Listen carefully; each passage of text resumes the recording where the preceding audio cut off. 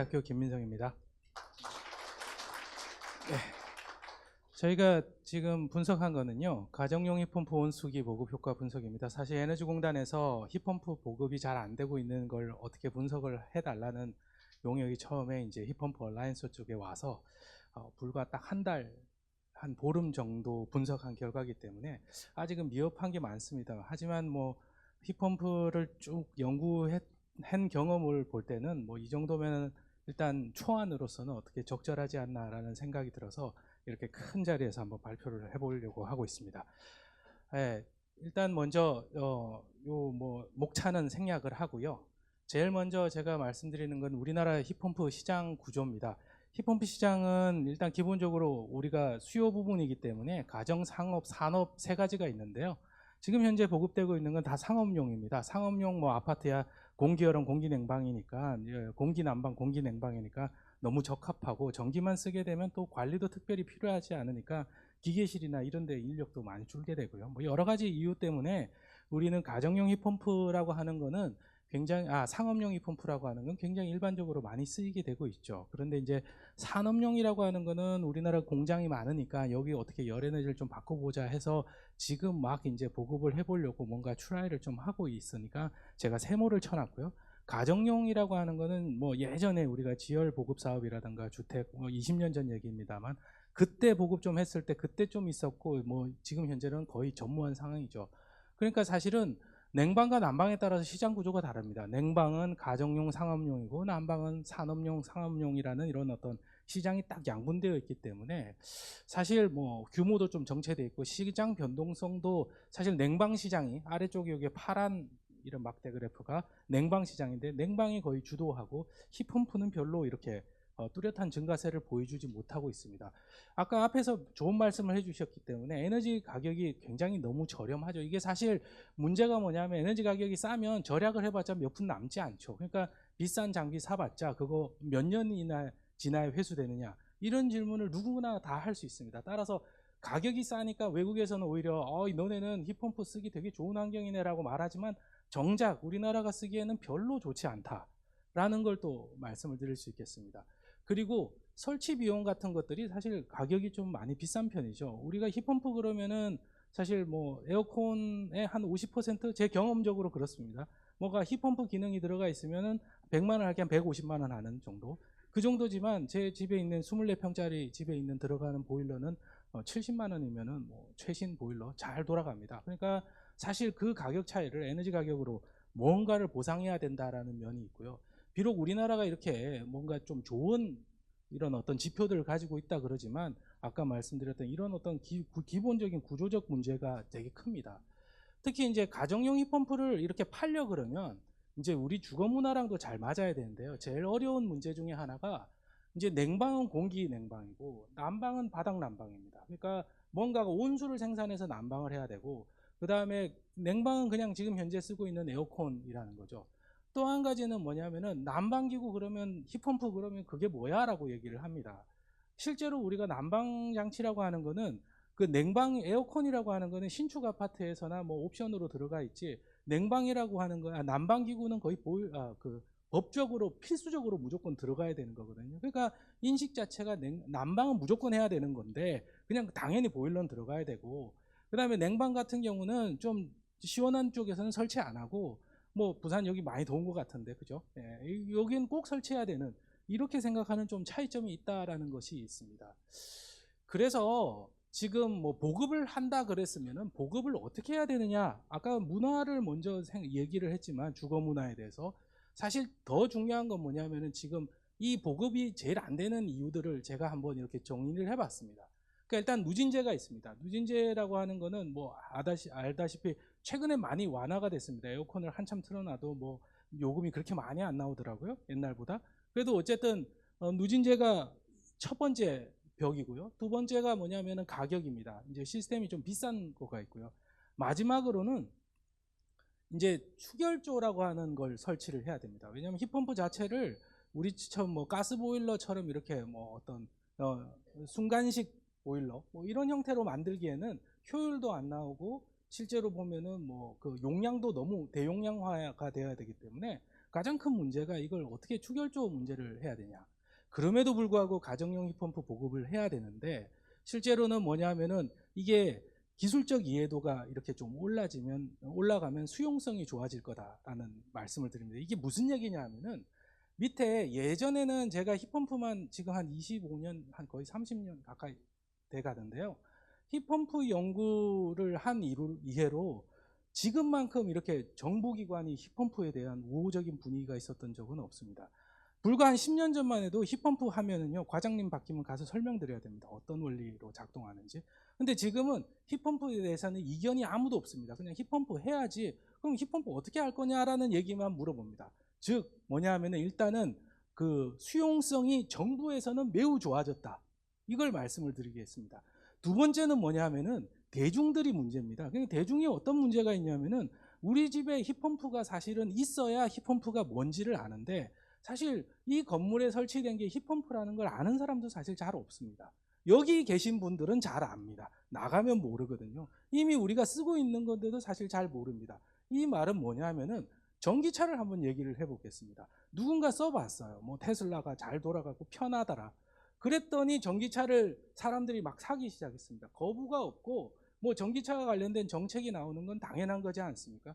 근데 지금 가정용 힙펌프를 하려면 위에 있는 누진제나 추결조 공간 하려면은 누진제는 산업부, 추결조 공간은 국토부가 해결해야 될 문제인데 이런 문제들을 제도적으로 만들려고 그러면 누군가가 계속 이거에 대해서 이제 그거 왜 하는 거냐? 아니면 뭐 인터넷 댓글에 뭐 악플이나 다 달리겠죠. 누구를 위해서 하는 일이냐라고. 즉 뭐냐면은 인식이 부재하면 이제 어떤 정책적 변화를 끌어내기도 굉장히 어렵다라는 생각을 제가 하기 때문에 실제로 가정용 힙펌프가 보급이 되는 것이 사실 우리나라는 힙펌프 소사이어티가 될 수 있다라고 생각을 하기 때문입니다. 그래서 힙펌프 보급에 따른 사회적 공감대도 그렇게 형성이 되고요. 이후에는 뭐냐 하면은 지원 제도나 관련 제도, 심지어 법도 쉽게 만들어질 거라고 예상을 하고 있습니다. 실제 이제 정책 방향 자체가 없습니다. 이 정책 방향 자체가 없는 거는 유럽하고 미국이 아까 얘기했던 어떤 재생에너지를 어떻게 하겠다, 탄소 중립을 얻어가겠다, 심지어 우리나라도 탄소 중립과 관련된 국가 로드맵은 있습니다. 그런데 거기 보면 여기 아래 빨간 네모로 쳐놓은 게 유럽과 미국에서는 각각 힙펌프를 어떻게 해서 어떻게 줄이겠다라는 플랜이 있는데 우리나라는 밑에 공란입니다. 이게 없는 건 사실 여러 가지 이유가 있겠지만 사실 우리나라는 사실 힙펌프에 대한 약간의 공포가 있죠. 어떤 공포가 있나요? 힙펌프 막 보급됐다가 겨울에 블랙아웃 오면 어떡하냐에 대한 공포가 사실은 굉장히 큽니다. 특히 이제 정책을 위반하는 사람은 전력 수급 문제를 해결하지 못하면 뭔가가 이렇게 주거에서 막 힙펌프를 쓰다가 보면은 어느 순간에서부터인가 제도 때문에 힙펌프가 너무 많이 팔려서 갑자기 겨울에 전력난이 심해져서 블랙아웃이 온다면 그 다음에는 뭔가가 누군가 책임져야 되는 이런 상황들을 굉장히 두려워하기 때문에 아까 말씀드렸던 이런 어떤 구체적인 목표 같은 것들을 지금 만든 적이 없죠. 특히 이제 뭐 좀 요건 빨리 넘어가겠습니다. 실제 우리는 뭐 주택법과 관련돼서도 뭐냐 가스 난방에 사실 유리한 조건입니다. 왜냐하면 도시가스 지역 공급에 주택 건설 시 주택 가스 공급 의무가 있습니다. 그래서 요게 있고요. 그 다음에 누진제도 있다고 그랬고 그 다음에 에너지가 낮다라는 말씀들도 앞에서 좀 말씀을 드렸습니다. 옆에 있는 게 요게 막대그래프 빨간 줄로 이렇게 그린 게 국가별 가스 요금 비교입니다. 놀랍게도 우리나라가 전 세계에서 가스 도입 비용은 제일 비쌉니다. 예, 이유가 뭐냐면은 배로 실어오면은 사실은 생산 원가에 비해서 지금은 많이 가스 원가가 올라가서 한 네다섯 배 정도인데요. 옛날에 가스난, 에너지난이 터지기 전까지만 해도 10배가 차이 났거든요. 생산 원가 대 도입 가격. 그런데도 우리나라는 전 세계에서 제일 낮은 가스 요금 수준을 유지를 하고 있습니다. 대단한 가스 공사가 아닐 수가 없습니다. 네, 그 다음에 그러면 이제 국내에 제도적인 애로사항도 있는데요. 제도적 애로사항은 가정용 힙펌프 보급 지원 제도가 사실은 굉장히 미약합니다. 이유가 뭐냐면 지열하고 수열만 지금 신재생으로 인정이 되고 있는데 사실 지열, 수열은 쓸 수 없는 곳이 굉장히 많죠. 왜냐하면 주거 형태는 점점 공동주택이 많아지는데 공동주택의 용적률 기준으로 그 주택 집안 안정 문제가 없이 땅을 팔려면 용적률 250% 기준으로 500m 이상 파야 됩니다. 이거는 지열 입장에서는 지열을 전혀 수용할 수 없는 그런 어떤 구조가 되어 있기 때문에 사실은 옆에 물이 있다 그래도 그 물가를 갖다 쓰려고 그러면 허가 받아야 될 곳이 한두 개가 아닙니다. 그래서 그런 여러 가지 문제로 인해서 일단은 일단 활용성이 너무 낮은 문제가 있습니다. 그렇지만 이제 이게 인정이 되겠냐라는 질문입니다. 근데 인정이 되겠냐라고 했을 때 사실은 이것도 여러 가지 이해관계가 또 섞여 있기 때문에 이것도 되게 쉽지 않은 문제긴 하지만 그래도 하나 긍정적인 점은 몇 가지 긍정적인 점은 일단 설치가 되게 편하다. 그다음 두 번째는 뭐냐면은 옛날에는 혹한기 난방 한겨울에 난방 성능이 안 나와가지고 맨날 이렇게 찬바람 나온다고 컴플레인이 들어왔는데 이젠 성능이 굉장히 많이 좋아졌죠. 그래서 이런 점들이 많이 개선이 돼서 결국은 뭐냐면 제도적인 문제를 잘 해결하고 아까 말씀드렸던 전력 문제를 좀 잘 해결하면 좋지 않겠냐라고 생각을 했습니다. 그래서 힙펌프 운전 특성을 한번 보면요. 우리나라가 기후 조건이 겨울은 최저 마이너스 20도, 최고 35도, 뭐 요즘에는 뭐 최저번은 좀 올라가고 최고도 더 올라가고 이런 좀 분명히 있는데 문제는 난방 기간이 5개월이니까 상대적으로 좀 짧은 측면이 있습니다. 죄송합니다. 네, 좀 짧은 기간이 있습니다. 그러니까 5개월 만에 투자 회수를 해야 되는 그런 측면이 또 하나가 있고요. 두 번째는 뭐냐면은 가정용이라고 그러면 냉방부하 대비 난방부하가 좀 큽니다. 보통 우리가 상업용 건물 같은 경우는 유리 건물 같은 경우는 냉방이 1.5배 정도, 50% 정도 냉방이 더 큽니다. 유리가 아니라 잘 단열된 일반 건물 같은 경우는 1대1 정도 되고요. 가정용 같은 경우는 단열 수준에 따라서 다르지만 거의 냉난방 부하가 거의 1대1로 비슷합니다. 물론 매우 친환경적인 최신식 주택, 옛날 거는 거의 1대3까지도 가거든요. 그런데 문제는 뭐냐면 거기 급탕이 들어가죠. 이 급탕이 사실은 상당히 부하가 많습니다. 어느 정도 많냐? 냉방 부하만큼 많이 필요합니다. 그러니까 용량이 일단 커야 된다는 말씀을 드리는 거예요. 가정용 힙펌프를 하려면 용량이 커야 되고 또 한 가지는 그만큼의 추결조가 필요한데 요즘에 뭐 한 평의 가격이 얼마인데 거기 추결조를 놓겠습니까? 그러니까 이 추결조를 놓기 위해서는 뭐 국토부에서 힙펌프 놓는 공간, 추결조 공간은 뭐 서비스 면적으로 해서 뭐 전용 면적에 빼준다든가 뭐 이런 식의 어떤 방향이 나오지 않으면 쉽지 않다는 걸 알 수가 있겠죠. 그리고 또 한 가지는 뭐냐면 아까 말했듯이 힙펌프에 익숙하지가 않다. 그리고 비싸다라는 점을 이렇게 들 수가 있겠습니다. 그래서 이제 전력수급과 관련돼서는 이제 본론으로 들어가면 제가 쓴 거는 여기 전력수급과 관련된 연구기 때문에 전력수급이 어떻게 될 건지 특히 에너지 공급 관점에서는 우리나라는 여전히 에너지 공급자 중심의 에너지 정책이 운영되고 있습니다. 그러니까 수요 쪽은 사실은 따라오라는 얘기죠. 그렇지만 그래서 힙펌프라고 얘기를 하면 요주의 설비로 인식이 되고 있는 게 많습니다. 사실 전력 관련된 과에 가보면 힙펌프는 계륵이다 이렇게 말씀하시는 분들도 제가 좀 뵙기도 했거든요. 자, 그러면 이걸 분석을 하기 위해서 두 가지 방향의 분석을 했습니다. 제일 처음에 전력량이 얼마나 늘어날 거냐, 그 다음에 두 번째는 전력 피크는 얼마나 늘어날 거냐, 이거 두 가지를 분석을 했는데요. 첫 번째 전력량에 대한, 즉 전력 전체적인 공급량이 수요량이 얼마나 늘어나는지만 봤습니다. 이걸 먼저 분석하려고 하니까 자료가 너무 없어서 되게 애매했는데요. 그래서 자료를 좀 찾아봤는데 일단은 서울 시내 도시가스, 일단은 가정용 보급을 한다고 그랬으면은 일단 지역 난방하는 곳은 뺐습니다. 지역 난방하는 곳은 빼고 지금 현재 가스보일러로 난방하고 있는 곳만 제가 이걸 난방으로 전환을 해보자라고 생각해서 자료를 찾았고요. 첫 번째, 그래서 서울 시내 가정용 가스보일러를 대상으로 동절기 5개월만 11월부터 3월까지의 기준으로 분석을 했고 이걸 위해서 찾은 자료는 도시가스 월보라는 게 있습니다. 그러니까 한 달간의 각각의 도시가스 소매사들이 판매한 가스 통계량들을 올리는 게 도시가스 월보라는 게 있는데 그 자료를 근거로 해서 여기 밑에 있는 표와 같은 것이 나옵니다. 이 중에서 취사에 대한 정보들이 있기 때문에 옆에 개별 난방, 공동주택과 단독주택이 있죠. 그리고 중앙난방 당연히 공동주택이겠죠. 굉장히 고맙게도 저 정보를 제공을 했기 때문에 저희가 저 정보를 활용하기로 했습니다. 다만 문제점은 뭐냐면은 저기는 월별 통계 자료니까 우리가 전력 피크에 대한 정보는 저기서 찾을 수가 없다는 점이 좀 어려운 점이겠죠. 그래서 그걸 가지고 모델을 만들었습니다. 좀 복잡하겠지만 이런 프로세스를 통해서 마지막에 있는 힙펌프로 인한 온실가스 감축량과 전력 수요 증가량 뭐 이런 것들을 다 계산할 수 있었다. 간단히 말씀드리면 제일 먼저 가스용으로 사용을 하고 있는 맨 왼쪽 아래에 있는 가스용으로 사용하고 있는 난방 소비량에다가 가스보일러 효율을 나눠서 그렇게 되면 우리가 난방에 필요한 열량, 가열에 필요한 열량이 나오게 되고요. 이 가열에 필요한 열량을 히펌프 COP로 만약에 나누게 되면은 그렇게 되면은 필요 전력량이 나오게 되고 그 전력량을 총 전력수요에 엎어서 전력수요 증가량을 계산을 했고 그걸 이제 전력 배출계수를 곱하면 히펌프 온실가스 배출량이 나오게 되고요.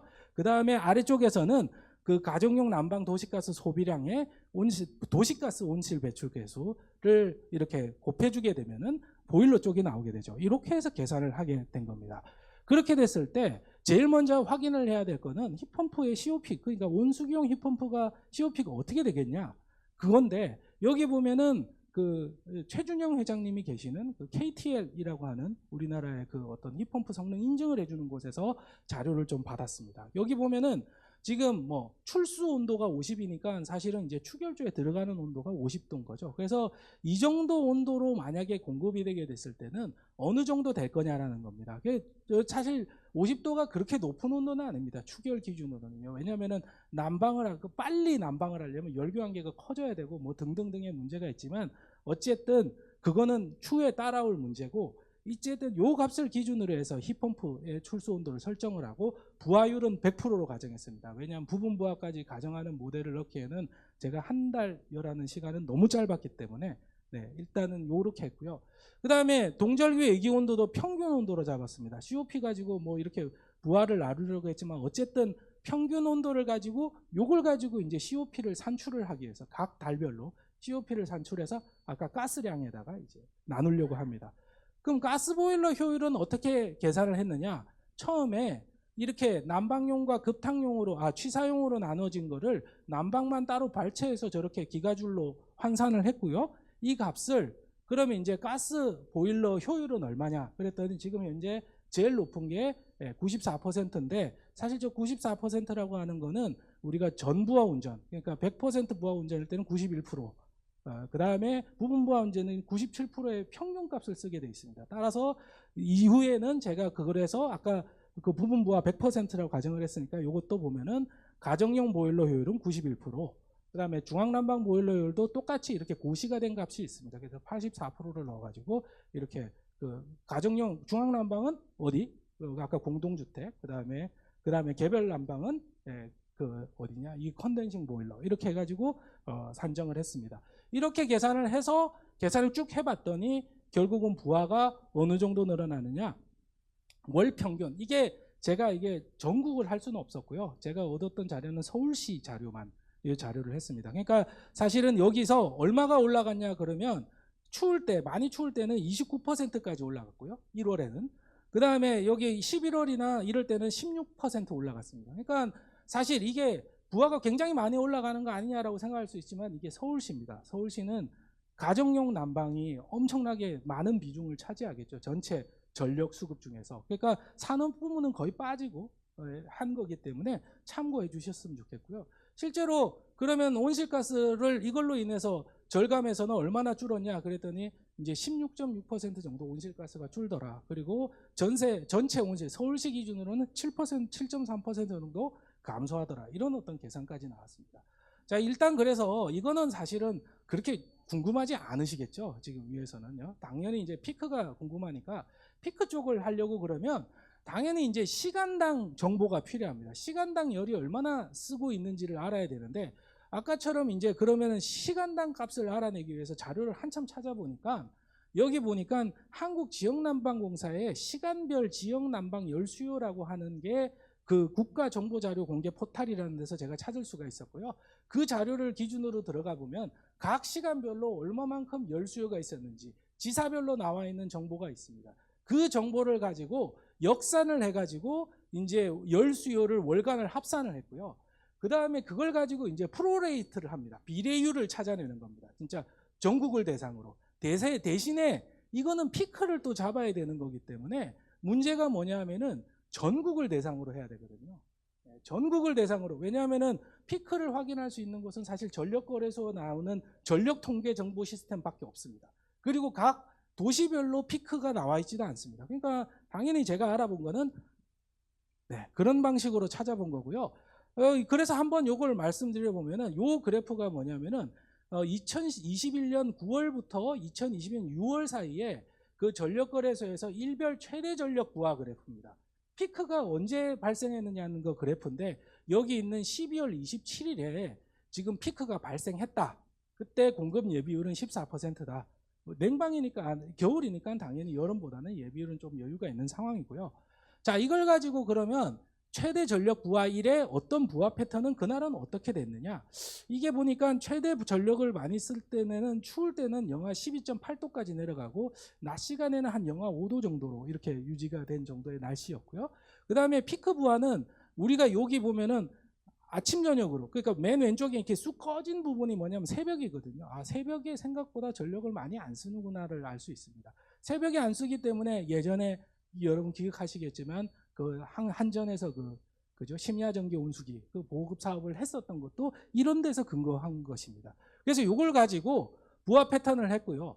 그 다음에 이걸 가지고 그러면 이제 만약에 이때 공기열은 힙펌프를 돌리게 되면 COP는 어떻게 되겠냐? 그럼 아까 COP 모델 만든 거 있잖아요. 그걸 집어넣고 이렇게 COP를 추산을 했습니다. 그랬더니 COP가 이제 제일 낮을 때는 2.3에서 제일 높을 때는 2.8 정도까지 왔다 갔다 하는 것을 볼 수가 있었습니다. 자, 아까 말씀드렸던 난방열수요입니다. 난방열수요를 제가 아까 지역난방공사를 했는데 지역난방공사도 보니까 뭐 전국에 다 있는 건 아니기 때문에 일단은 딱 한 군데 타겟을 잡아서 제가 저기 서울에 있는 강남지사를 대상으로 잡았습니다. 강남지사를 잡은 이유는 사실 약간 보수적으로, 왜냐하면 전국 데이터를 수집하기는 너무 어렵고 그 다음에 그나마 좀 디펜시브하게 뭔가 하려면 좀 가장 좀 추운 지역, 그러니까 서울 지역을 기준으로 해서 열부하를 좀 산정하면 좀 낫겠다 그래가지고 서울 지역을 가지고 이렇게 산정을 했고요. 실제로 요거는 뭐 앞으로는 개선을 해야 될 겁니다. 그래서 요걸 비례해 가지고 어떻게 이제 도시가스 대 지역 난방이 나오게 되는지, 그래서 지역별 난방용 도시가스 순공급 열량, 총 공급 열량이 여기 합계 이렇게 한 5,900만 기가줄 정도로 나오는 거를 우리가 이제 지역 난방과 비례를 해서 그걸 가지고 전체 열부하를 환산을 했고요. 이걸 가지고 결국 이제 시간대별 난방 열수요를 산정을 했습니다. 그랬더니 이제 시간대별로 전국 난방 열수요가 어떻게 나오는지가 오른쪽 그래프와 같이 이렇게 나오게 됐습니다. 그러면 이제 열이 얼마나 요구되는지 시간대별로 다 나왔고요. 그 다음에는 뭐냐면 힙펌프의 COP도 나왔고, 그 다음에 지금 현재 사용하고 있는 전력 수요 총량도 나왔으니까, 그럼 여기다가 이제 그 위에 이제 힙펌프가 돌아가는 걸 얹어주기만 하면 이제 끝나잖아요. 그죠? 그래서 그걸 얹어주는 작업을 한번 해봤습니다. 그걸 위해서 이제 아까 보면은 여기 외기 온도와 시간별 난방 열수요. 외기 온도는 위에 그래프고요. 시간별 난방 열수요는 아래 그래프가 이렇게 됐습니다. 이걸 가지고 한번 얹어보기 위해서 전력 수요 증가량을 아까처럼 얘기를 해서 증가를 했더니 실제 여기 이제 기존에 있던 여기 이제 체크무늬로 된 이런 히스토그램은 여러분들이 현재 이제 전력 수요 변화를 보여주는 건데, 여기 까만색으로 된 게 뭐냐면은 힙펌프를 가지고 만약에 실시간으로 열을 공급을 한다. 힙펌프를 가지고 지금 현재 난방이나 급탕에 필요한 거를 실시간으로 만약에 공급을 한다 그랬을 때 실제로 올라가게 될 전력 수요입니다. 여기 보면은 좀 값들이 여기 보면은 조금 보이는 것들이 힙펌프를 적용을 하니까 일단 전력 피크가 11.66%가 증가를 했습니다. 조금 뭐 차이가 나는 거는 총 전력 부하는 이제 전력 부하 피크 자체는 90.53으로 이렇게 오후 4시에 형성이 됐는데, 이제 전력 예비율이 가장 떨어지는 것은 오전 9시로 되어 있습니다. 이거는 이제 기존에 전력을 운용하는 전력 거래소나 한전 쪽에서 이렇게 내려갈 때 새벽에 부하가 적기 때문에 요 위에 있는 부하로 된 직선 그래프 있죠. 100기가와트 근처에 있는 요 값이 약간씩 변하기 때문에 발생한 거고 큰 의미는 없다고 보실 수 있습니다. 자, 그래서 그러면 만약에 여기서 추결이 들어가면 어떻게 하느냐라는 시나리오까지 넣었습니다. 추결이 들어가게 되면은 이제 굉장히 시스템을 해석하기가 복잡한데, 그래서 뭐라도 이렇게 최대한 간단하게라도 한번 해보자. 그래서 가정을 했습니다. 어떤 가정을 했냐? 추결 효율은 100%다. 추결 용량은 무한대다. 그 다음에 힙펌프가 내는 총 열량은 일일 총 열수요랑 동일하게 맞춰준다. 그 다음에 마지막으로 총 전력 수요를 피크 시점 이하로 최대하게 균등하게 유지한다. 자, 이게 좀 무슨 말인지 어려우시겠지만 일단 앞에 거 두 개만 이 제일 중요한 전제 조건입니다. 일단은 추결 효율은 100%다. 사실 추결률이 100%일 리 없죠. 왜냐하면 들어갈 때 온도랑 나올 때 온도가 다르니까요. 열 손실도 있을 거고요. 그 다음에 열교환기 안에 델타 T도 있습니다. 그러니까 반드시 이게 조금 첫 번째 가정이 조금 그렇고요. 두 번째 가정은 어쨌든 제가 한 개를 말씀을 드려야 후속으로 연구하실 분께서 이게 좀 도움이 되지 않을까 합니다. 축열 용량 무제한, 이것도 굉장히 이상적인 값이긴 합니다.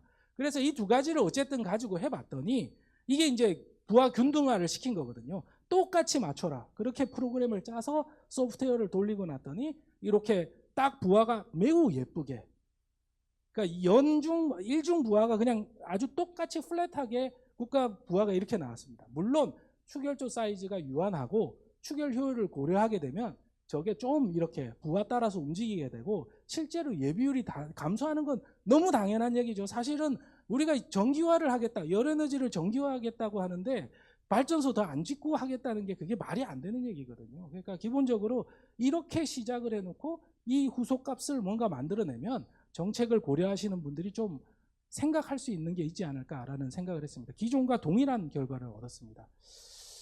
피크 전력 부하 뭐 많이 없었고요. 예, 결론으로 넘어가겠습니다. 실제 우리나라의 가정용 힙펌프는 앞에서 말씀드렸듯이 보급하는 게 매우 중요합니다. 전력 부하는 뭐 전체적으로 한 25% 증가하지만 우리가 여기 보면 피크 변화는 사실은 추결만 잘하고 하면은 뭐 큰 문제가 없다. 하지만 이 모델이 좀 더 잘 만들어져야 되고 실제로 이것만 잘 하게 되면 앞으로 우리나라의 전력 부하를 전력 수급을 잘 조절할 수 있는 가정용 힙펌프의 추결 용량은 어느 정도 될 건가도 추산이 가능하지 않을까.